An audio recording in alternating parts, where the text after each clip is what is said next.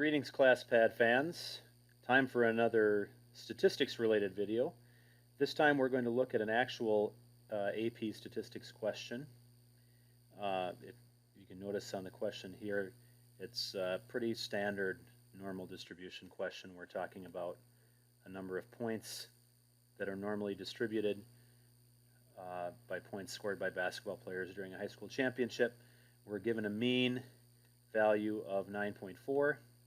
and we're given a standard deviation of 1.5, and we're trying to find what value places you in the top 15%. So basically, where's the 85th percentile cutoff? So of course, there are some things that you need to know about normal distributions and z-scores and things like that. What I'd like to expose you to is how you would approach a question like this using Classpad.net.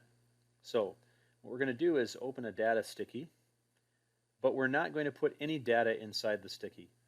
This is one of the areas where you can use the data area and the statistics capabilities, but you don't need to put any actual data points in. So we're going to just click in any cell. That brings up our statistics menu here. We're going to go to the second page and we're going to choose normal CD for normal cumulative distribution, because we're looking for a cumulative probability between a certain set of values.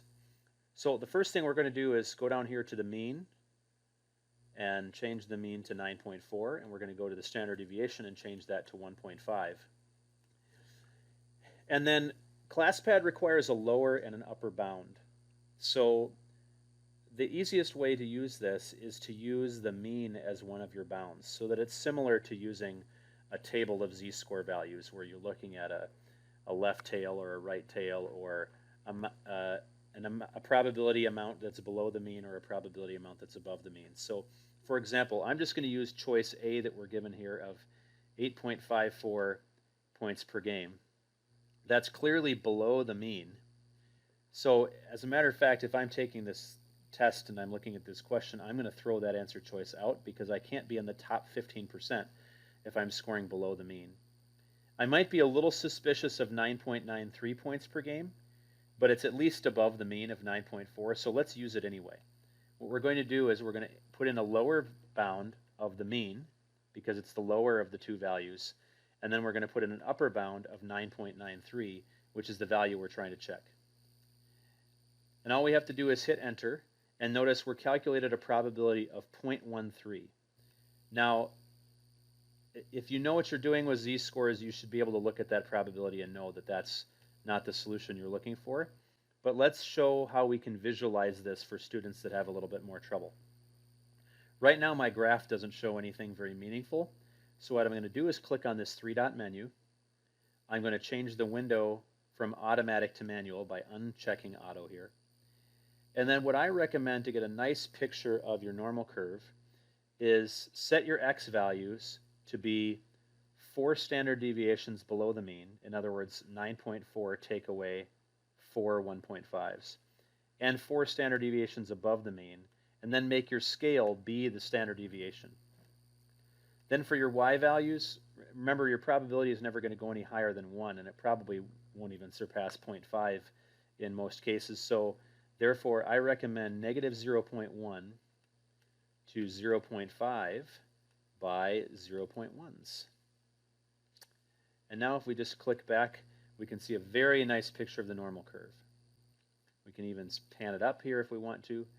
And another thing that I like to do that I think helps students is I like to click on this graph function here, and I like to just type in x equals whatever the mean is. So 9.4 is the mean, and that kind of creates a marker as a vertical line reminding us where the mean is. So we've got that pictured, and we can see that this probability of 0.13 occurs here, and we know that in a normal distribution half of the data occurs below the mean, in other words in this area right here.